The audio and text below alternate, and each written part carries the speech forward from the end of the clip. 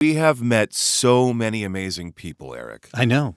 I mean, besides at the conventions. Oh, I thought you meant you meeting me and me meeting you, but that's okay. Yeah. Well, you are so amazing. You count for more than one person. Oh, thanks, man. Thanks. You're such a good actor.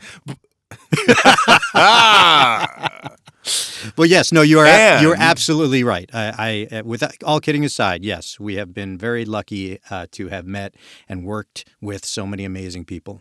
Yes. And we wouldn't be meeting these wonderful fans if we hadn't worked with such amazing people on projects that the fans got to know us from. Mm-hmm. And one of those most especially amazing people is Christopher Collet. Yes. An amazing person, not just a talented guy. You have known him most of your life. Yeah, I have known him. I have known him for 50 years. Yeah, 50. And he still returns your calls. That's amazing. Well, here and there. They're really important ones. Yeah. I get a bunch of new phone who dis. I got to stop using that. Yeah. So the fans have been asking for Christopher Collet. We get these comments on YouTube, and thanks to everyone who comments. We love that. And today, we are finally able to have a conversation with him. I'm really looking forward to this, not just because I love him dearly as a friend, but I just think that his story, his journey, his perspective on acting and directing and so many of the things that he's been involved with will give the fans just another perspective from what they might expect from the guys that do voiceovers. Yeah. Right? You know? Yeah. He is a great example of somebody who is way more than that, and that's not a disparagement to voiceover, obviously. Also, what I want the listeners to imagine as they're listening to Christopher speak, you have to understand that voice is coming from one of the sweetest, naturally kindest people you will ever meet. I hesitate to use the term nice because sometimes that sounds like an insult. But he is, in the best sense, truly one of the nicest people I have ever known. Yes. So yes, I agree. Well, great. What do you say? I say let's get to it. Welcome to the Heart of the Cards, a conversation about creativity, inspiration, and dealing with what we're dealt. Hey, this is Dan Green. And Eric Stewart. And this is episode 28 of The Heart of the Cards. 28. I'm impressed. No, I'm impressed, A, that you know the number, and B, that we've actually done so many. This is exciting. I learned how to count that high recently, but I do it well. And I also am so glad to have our listeners and followers joining us for this conversation. Yeah. I would remind people, if this is your first episode of The Heart of the Cards, we do split them up into two parts like we will this one. So episodes sometimes have two installments. So again, I think we've really, recorded and offered over 50 things for people to listen to if they want. That's truly impressive. Yeah. We're also so impressed when you like and subscribe. That's great. We also have the Patreon thing going on. But I hesitate to, be a salesman too much in these conversations. So that'll be it for this episode. But let's get started. Yes, let's dig into it. Christopher Collet, welcome. Thank you so much, Dan Green and Eric Stewart. It's great to be here. Yeah, it's great to have you. Thank you. And where are you joining us from? I am joining you from sunny San Marino, California, in Los Angeles County. Nice. Awesome. Yeah. And now, how long have you been on the West Coast? This time around, I've been here, let's see, about 4 years, but I have bounced back and forth East Coast to West Coast about 3 or 4 times in my life. So, moved back here just before the pandemic. Wow, I heard about the pandemic. Yes. Yeah. But of course, you're not originally from out there. Nope, born and raised in New York City in Manhattan. Mm-hmm. And that has something to do with why you guys know each other, if I'm not mistaken. That is true. It does indeed. We're both native New Yorkers and met as young tots, about 5 years old. Yeah. Well, I know this story, but most of our listeners and followers haven't. So could you please indulge me in the telling of that story of how Eric and Christopher become friends? Oh, man. Sure. So, Yeah. you want to jump in, E, or No. You can tell. You can tell the story. I will preface it by saying that anyone who's listened to any of the earlier episodes where I talk about the fact that I was definitely more of a little angry young man growing up because I got in fights all the time. I just want not to make excuses for myself, but that was a sign of love.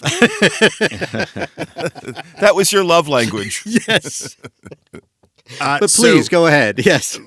When I was a kid, my family had a business which was running a tennis club out on Long Island, and Eric's mother happened to be a member of the club, and so brought him down one day, and we sort of side-eyed each other from a distance. Right. For a while, and before you know it... And you're how old again? We were like 5, and I think you might have been 6, right? Yeah, 5 and 6. Yeah. A few seconds later, it came to fisticuffs. Yeah. And Eric gave me a whooping. Yeah. And we've been best buddies ever since. It is pretty amazing. I feel like there's something sort of like 1940s about that. There's something about And since we were 5, it wasn't like we were going to do shots of scotch or anything. Right. But that's pretty much what you would have expected. Yeah. But yes. And that, I mean, that's what started it all. But I mean, honestly, that entire environment, that experience out there, that really shaped our friendship. I mean, we both lived in New York City. I mean, I was in Brooklyn and he was in, he was in Manhattan, but right. It was mostly summers we spent together. Right. At least initially. Yeah. Until we were old enough to travel around on our own. Exactly. Yep. Yeah. Right. Yeah. Right, but they were, like so many people's summers, they were intense. And, once a few more years went by, we both wound up working at the club too. So that was a whole nother experience too, as well. Sure. Right. In the trenches together. As it were. Yeah. Literally like sleeping in the storage room. Yes. Oh my God. Oh yeah. Yeah. Because by that point, you did start doing rounds of scotch. Just kidding. Well, no, it was more like the tiny little mini, what would they be, like 6-ounce cans of Budweiser. Yeah. I see. Yeah. I see. Radical. Yes. Dangerous. We weren't bad. We weren't bad kids. No. We did put pennies on the tracks and we'd get scolded by doing things like that. But we weren't like, we weren't breaking any real rules. We were right. Got a good tongue lashing from a member named Al Tarshis, I remember. Yes. That. Oh my! Yeah, Al Tarshis for doing that. You can't make that name up. Nope. That's it. No, good old Al. Yeah, no, we the club abutted the Long Island Railroad tracks, and because it's so far out, it's almost the end of the line. There's only a couple of trains a day, so part of our haunting grounds was just walking up and down the tracks. We would collect like railroad spikes and whatever, and just mess around there. Yep. My son, he's 11. He has loved trains. Yeah. Since before he could speak, and he still does. Yeah. Yeah. I can understand the romance of that. Well, that's a great image for me to hold in mind, and now we have a sense of how you guys got together. So let's get to another stage. We very often talk about people's journeys in terms of the hero's journey. And if we're talking about creativity and inspiration and dealing with the things that life throws our way, when did you first experience the call to adventure to your path as an actor? It was really by circumstance in grade school.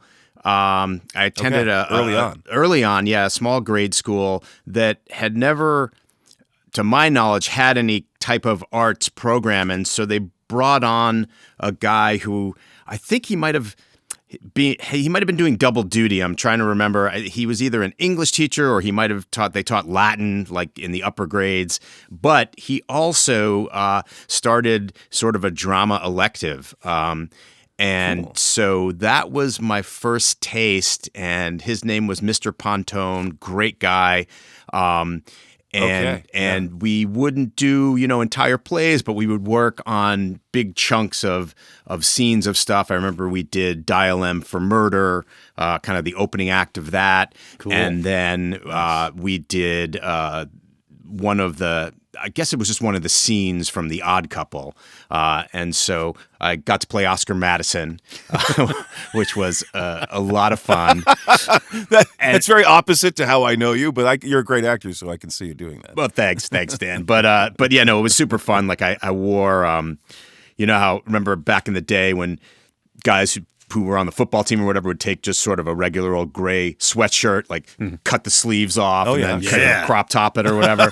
So I got that, and I got some, I forget what the, what was it, like Mayron or one Bob Kelly, those makeup kits that you would get with the clown. Oh, you went hardcore. You went hardcore. Yeah. Oh, yeah. And so I, used the grease paint to kind of, put some dirt spots all over me and really got into it. The pigpen approach to Oscar Madison. Exactly. Well, and what some listeners may not understand is that makeup is essential when you do stage work, even if your character isn't supposed to look anything but normal.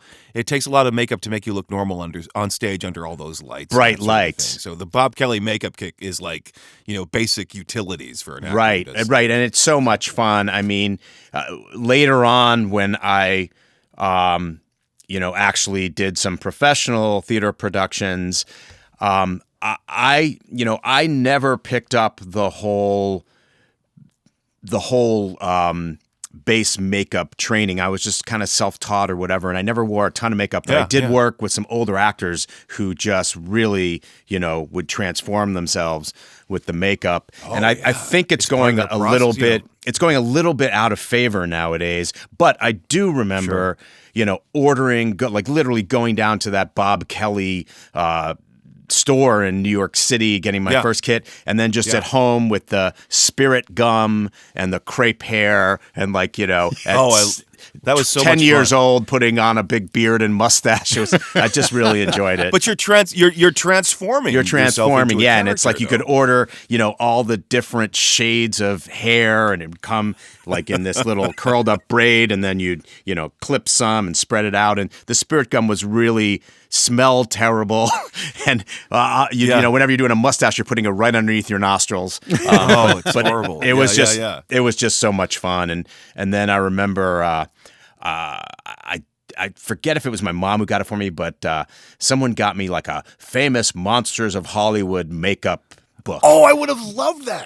And so I just had a ton of fun, like transforming myself into Frankenstein, and there were like recipes for stuff like fake blood, it was just the transformative qualities of that were just so exciting to me. And getting back to the Odd Couple thing, that was my first taste of the communal experience of just bonding with a room full of people and how powerful that felt, and that's what initially got me jazzed about it. Were you nervous Yeah. in that first performance since you hadn't done anything like that? Or was it just like, this seems like a fun thing? Did you need a moment to sort of gather your thoughts? Or was it just like, okay, they want me to do this. Here's a whole bunch of people. I'm going to go do my scene. Yeah, because of Mr. Pontone, and that's the thing that, people look at acting or Hollywood or whatever and all the glamour side of it, but, there's a ton of hard work that goes into it. And Mr. Pontone really ran the class like a serious acting class. So, the confidence for me came from having worked at it so hard before we even got in front of an audience. Right. And you just have to trust that. And the second you walk out there and get the first big laugh, you're just on your way. And from there, it just became fun for me. The nice thing about, at least for me, when you're first starting out is, I didn't have any trepidation. Right. It was just exciting, that there was no, I didn't get in my way at all, which was so liberating, and it just was fun. You weren't self-conscious. You wasn't self-conscious. Yeah, exactly. Or just, as you get older, you begin to see the larger picture and potentially, feel some pressure or whatever. And as a kid, there just was none of that. It was just a totally joyful experience. Yeah, I spend my life trying to get back to that mindset. Right. I mean, that's really that as an actor or as a performer, I constantly try to remind myself, like, you stop overthinking everything and just enjoy the moment and do the best you can in that situation. So that's no, for sure. And my acting mentor, he didn't put it in those words. It was more of just a basic scene study class. But later on, when one of the times I moved to LA, I took a few classes with a teacher named Harry Mastrogeorge, who amongst his famous clients was Ray Liotta. Taught a lot of people, but his whole attitude was acting is just play. And so he really talked a lot about that. Just get back to your childhood self. And you won't feel any encumbrances or hindered, and you'll just be free, Yeah. There's a eloquent phrase that I'm going to butcher, but something along the lines of, when you're young, you're dumb enough to believe you can succeed. And maybe that sense of play. You don't know enough about, how things can go wrong. Right, and right, yeah. Maybe that also translates to the... Yeah. Master George sounds like a villain from a comic book I wouldn't read, but apparently he was a great teacher, though. Yeah, no. Master George? Like, that was really his last name? It was, I believe it was Mastro George. Yeah, Harry Mastro George. Oh, that's different. Okay, yeah, that's George. Okay. And I didn't study with him for very long, but the month or two that I did, it was a lot of fun. Like, because his whole attitude was, just have fun. Yeah. It's child's play. Stop taking yourself so seriously. Exactly. And with the business of, show business, there's lots of influence to take it too seriously, or you can lose that sense of fun easily. Yeah. And, another thing we talk about is mentors, and you can have an effective experience. Somebody can pass along valuable knowledge to you in a short period of time. It's not like you have to study with them for 20 years. Right. I mean, it's great. interesting that, because I also feel like, in life, sometimes you're not ready to fully integrate those lessons, but it's not like they go in one ear and out the other. And then later on, you're like, now I get it. Right. Right. I'm still trying to learn I should pay attention to the other person in the scene. Bullshit, my line. Yeah, right. Exactly.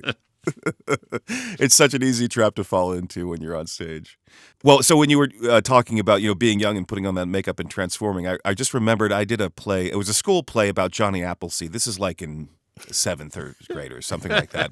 I played like the grandfather telling the story of Johnny Appleseed. Oh yeah, that's kids, right? That's one of my favorite things is looking. Sorry to interrupt you, Dan, but just like looking at those YouTube videos where it's like a 10-year-old kid playing Tevye or whatever, and with the lines. Exactly. I love it. And you have to put some makeup on, right? Or else it's just not going to make sense while you're looking at it.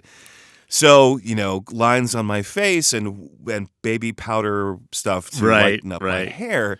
And the rehearsal went great and all that stuff. When it came to the actual performance, they forgot to put hairspray on my hair. And I wake up from a slumber, and when that happened with baby powder in my hair and nothing to hold it down, this huge cloud erupts from my head in front of the whole audience.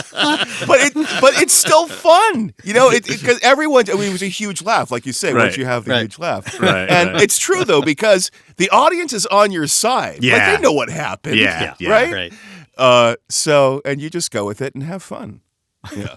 Anyway, okay, so that you got the bug early, but you developed a career as a professional actor in your youth. You had a career before a lot of people have careers when they're in their 20s and 30s. Tell me about that progression.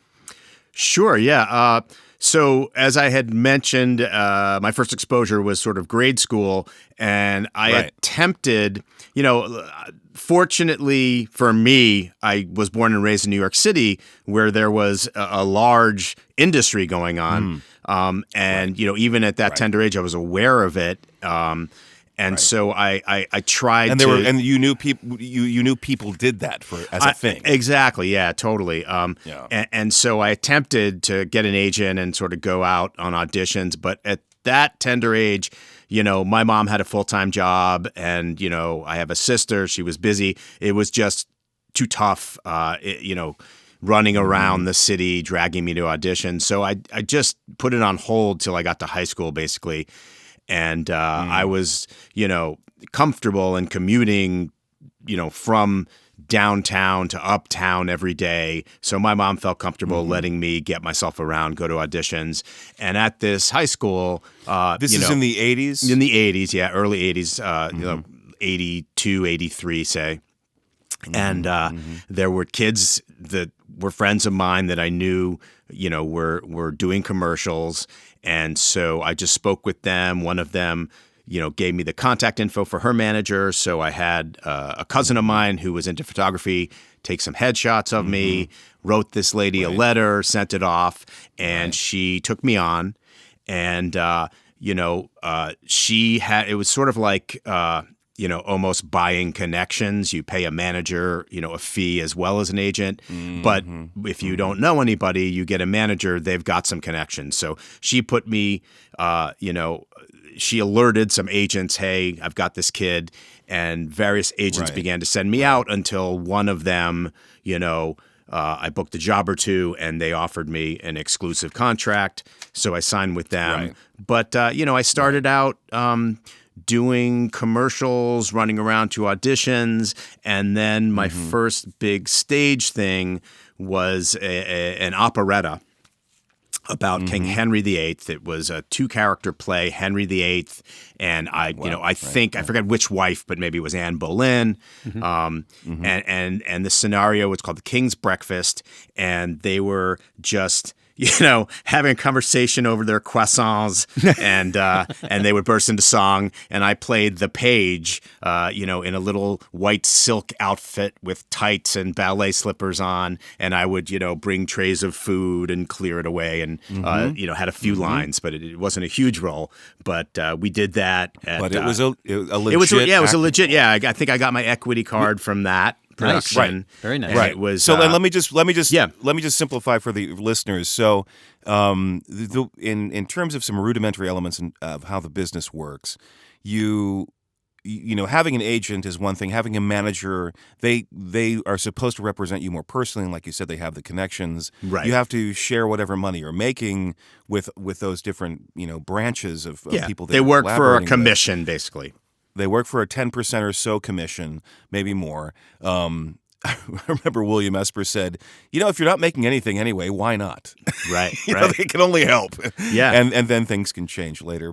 And then the commercial field is, in the industry's own assessment of itself, very different than what they call legit, which I always thought was an overly weighted term. Yes. Yeah. Because, it's not like commercial work is illegitimate, but yeah. But in the sensibility, you're not really an actor. Yeah. Unless you do legit. You can have a successful commercial career, but yeah. The other there's thing, a difference. It's just a different era now. Like, it's hard it's totally to even fathom. It's totally like, different. Back in the day when I first started out anyway, it was almost like a class system, which is unfortunate because, a lot of New York actors I worked with in the theater, like particularly an actor who played my dad in a play on Broadway named Larry Brigman, he had a soap opera gig, from his like sort of 30s, paid the bills, sent his kids to college, whatever. But at that particular time, it was almost looked down upon.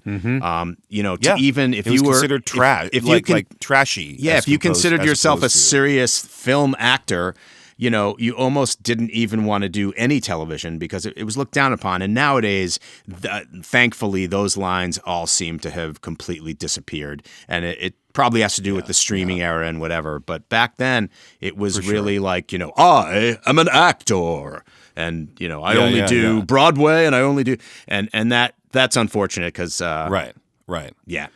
You could maybe get away with being on a soap opera for a year, but no longer. Right. It's or that could really limit how people perceive you. Right. Yeah. Yeah. So you were talking about getting your equity crazy card, which is, of course... And equity is the, Yes. you are now lionized. Yes. You are validated. Right. So equity is the actors union for theater productions, and then SAG-AFTRA. Initially, when I started out, there was 3 different unions. So it was like equity for stage, SAG for film, and then AFTRA for television and radio. SAG-AFTRA merged a while back, so now there's just 2. Yes. Right. So you did this up. And you did this you're show. still a young man. Yeah. Oh, I was going to sorry. say you did this show and you got your equity card, which is great. And I want to Right. see pictures of you in those tights. Yeah. A little cherub. Yeah. Well, you're still a good-looking guy, and in thanks. your youth, you Thanks, were Dan. kind of like this choir boy, cherubic. You know, you were the guy that would be safe to date. You weren't the bad boy, right? Not usually. Right. Is that how you were? That's how it was perceived anyway. Yeah. He's an actor. Yeah. He's an actor. Well, Got away with a He's lot. on his 15th marriage. yes. Completely opposite of the truth. Yeah. We'll talk about Nicole in a bit. Yeah, sure. But did you feel like this was definitely the rest of your life at that age? You know, back then, particularly, I did. You know, I was fortunate, to have grown up in New York, where there was an active industry. Fortunate to have had some great experiences and just met, more experienced people who just kind of fed, the lore and the history of it all. I mean, it definitely. I swooned over the whole thing, the sort of romantic side of it too. Sure. So yeah. Sure. So and then to have had continued success at an early age. Yes, I just felt like, oh, okay, I found my thing. And you made like a wonderful skipping rock on a pond, the transition from theater into film. Not every actor can do that. And you did that at a young age. Tell me about that.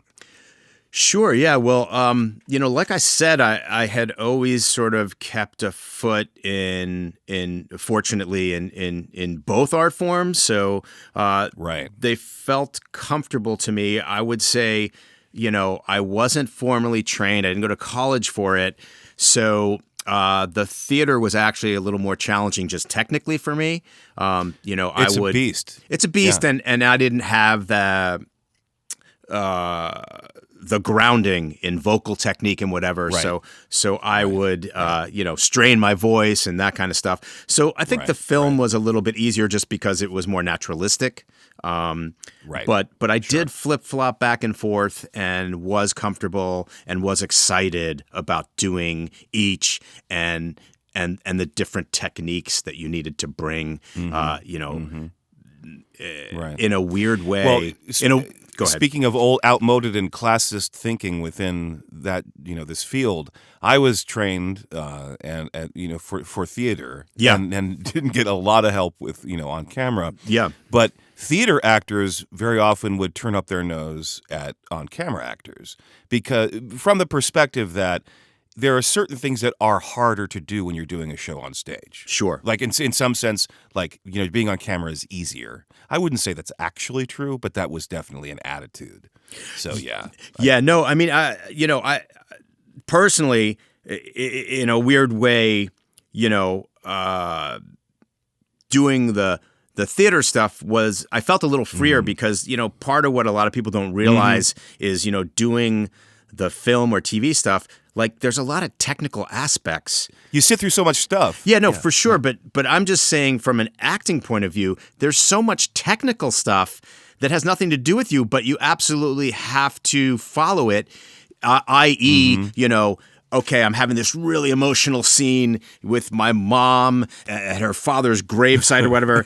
But I absolutely have to hit this mark and turn this way so I get my key light while I'm crying. So there's all this stuff. Right. It's very unnatural. Yeah, it's very unnatural. It's weird. But a challenge. Technical A challenge. and demanding. Yeah. So I wouldn't say a challenge, yeah. Well, and also, I think with theater, you'd probably agree. Once that curtain goes up, the actors are in charge of the show. Yeah. From that point on. Yeah. So and when you're shooting stuff, there's lots of other people that need to do their jobs, and everything has to synchronize for the same take. You could oh my God, have continuity. an amazing acting take, and a light filter catches on fire in the middle of it, and so you got to start over again. Right, or somebody in the shot next to you doesn't have their tie on the way they did in the previous shot. Right.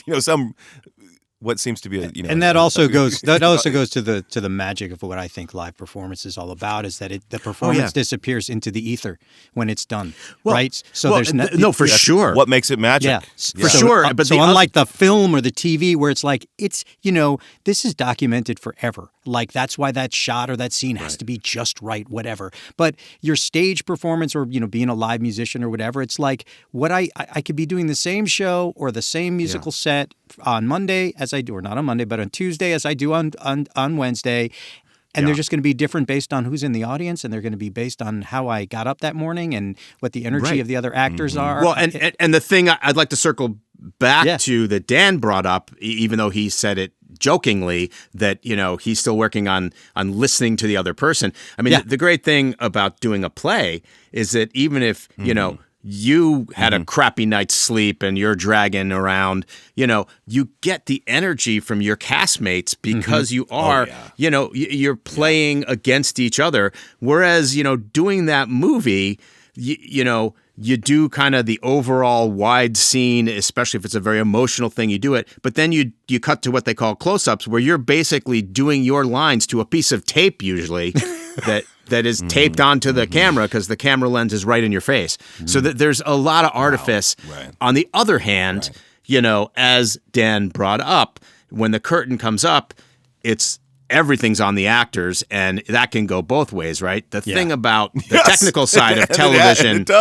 television film, is that A, you're doing a lot of takes usually, and then B, there's the whole post-production process where you could have felt terrible about something, and then you see it, and the magic of the editing where they cut it together a certain way, and that affects your emotions, your reaction to it. So, they're very different art forms, both valid and both, incredible for different reasons.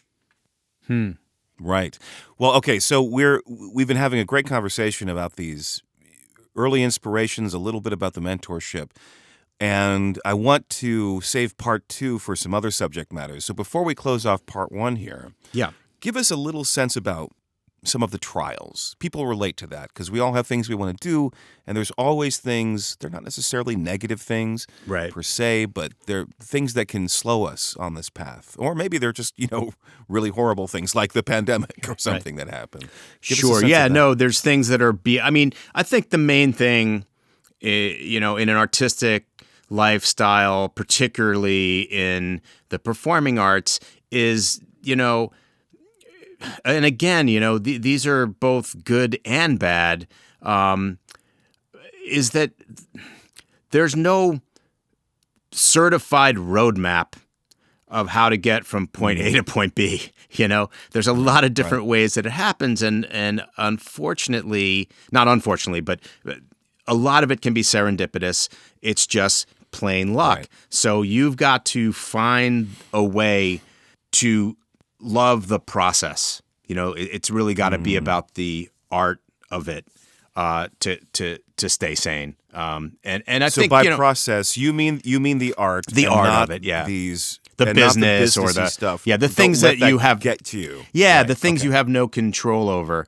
And I think it's true for, you always hear the story of the actor, the famous actor who turned down some role that then went on to, win the Oscar and whatever. And that stuff happens. And it happened to me a lot too. I had a lot of success, but I also, had a fair amount of heartbreak of, say I did the play Torch Song Trilogy, and I started out in San Francisco. This is a hugely popular show, meaningful show. well regarded. Yeah, just to fill that in for our audience. Yeah, Mm-hmm. it was super exciting. Like the first Broadway show I did, I was 15. It had just won the Tony Award for Best Play, written by and starring Harvey Fierstein, that a lot of your listeners may have heard of. And so I started or impressions of. Yeah, and I started the national company in San Francisco with hopes of knowing that the next stop was Los Angeles, going along with the show. So by 15, you already hopped over to the other coast, just to keep that thread. Yeah, no, for sure.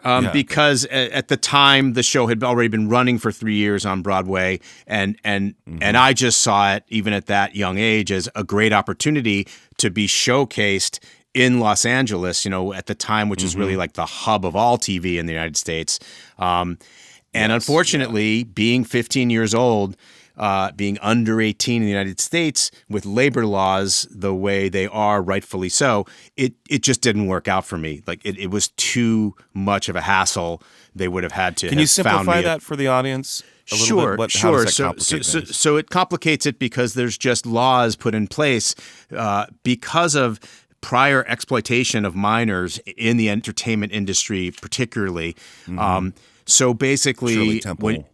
Shirley Temple. The guy who comes to mind too, besides Shirley Temple, is Jackie Coogan, who was one of the Little Rascals, and ultimately they passed legislation with his name on it, the Coogan Law, named after him because his parents sort of frittered away the money he had made as a little kid. Anyway, there's safeguards in place, and as a minor working in the entertainment industry, be it theater or film, there's a limit on the number of hours they can use you, and there's also contingencies to keep your education going. So when I was doing some of my movies, I would, run onto the set, shoot a scene or two, and then have to go back to my dressing room to do work with my math tutor kind of stuff. Wow. So anyway, I wasn't able to continue on to Los Angeles because of the fact that I was under 18 and it was just too difficult for them to get that together. So I went back to New York and then fortunately got to do the show on Broadway, but was also a full-time high school student. So after about 3 months, I bowed out gracefully because it was just a little intense, a little too much for me. That is so much complexity to deal with. I mean, most people, myself especially, that time of life, I was tragic. I mean, I was institutionalized. I was just struggling with waking up, and you're dealing with so many different layers. How did you get through it? Well, I think part of it was, just feeling very fortunate in the circumstances I was born into, and also just the family. I got a lot of support, and not so much on my mom's side. My mom's side of the family, definitely there were artistic tendencies, to put it that way. My maternal grandmother had a beautiful voice. She played piano very well, but wasn't able to pursue that as a career. On my dad's side, my dad was from France, had 4 brothers and a sister, and his eldest brother, for a while, did give it a go as a professional actor, had some success in France, and then his youngest, his only sister, who was the youngest of the 6 kids, she was an actress and as well had success in film and TV in France, and wound up basically giving up her career when she married a French director, my uncle Jacques, who was super successful and was just an example to me of the perseverance that it takes. He was an orphan. Okay. Yeah. He was raised in an area called Alsace-Lorraine, which is on the border with Germany, and historically it flipped back and forth between France and Germany over the centuries.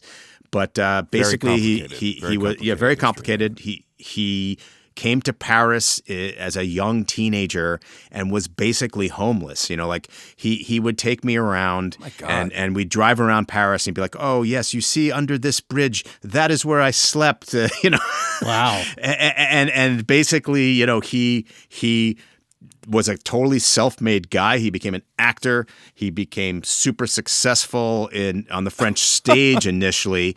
And then unfortunately, in his early 20s, he had a horrible auto accident and was hospitalized for like 2 years. What? And had issues his whole life. Yeah, he was bedridden, and he had issues with his leg, one of his legs, for the rest of his life. So that was sort of the end of his acting career. But rather than say woe is me and give up hope, he transitioned into directing. He directed a number of French films, and then at the time, the era that I knew him, he was directing sort of the equivalent of, what would you say in this era? It's not quite the Oprah show, but when I was growing up, there were shows like the Merv Griffin show or the Mike Douglas show. It's a daytime programming. Yeah, exactly. Right. And in France, the way traditionally life was structured was people would work until, like 11:30, 12 a.m., 12 p.m. rather, go home to have like a 2-hour lunch and then go back to work from 2 to 6 or 8 or whatever. And so this talk show was on at noon when people would come home to have lunch, and they'd, put it on the TV. And so that's what my uncle was directing. And part of the thing was, it was almost, in France, the television at the time was basically run by the government. So it was sort of trying to just promote France, and so he would be on location a lot in these different beautiful areas. And so I got to be on the show a few times. Like one time they were in a region that has a lot of medieval castles.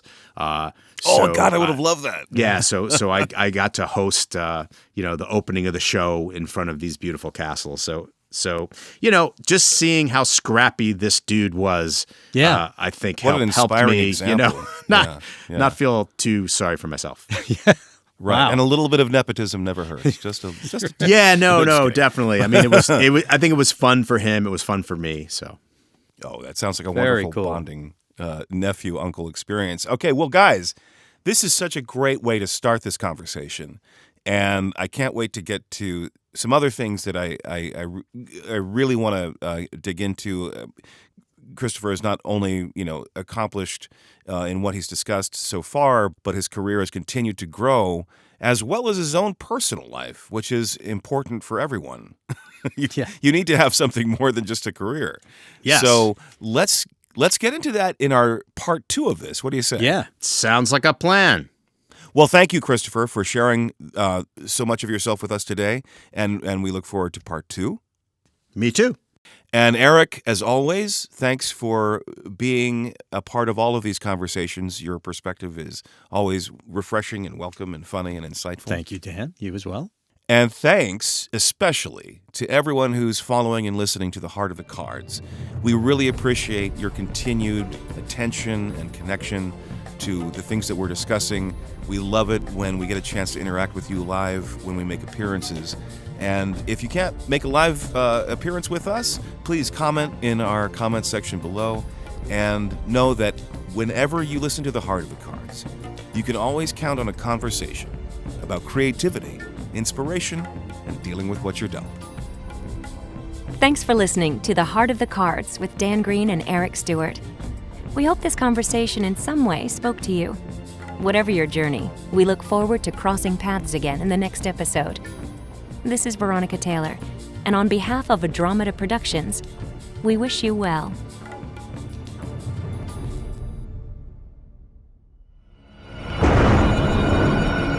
Andromeda, always a sound choice.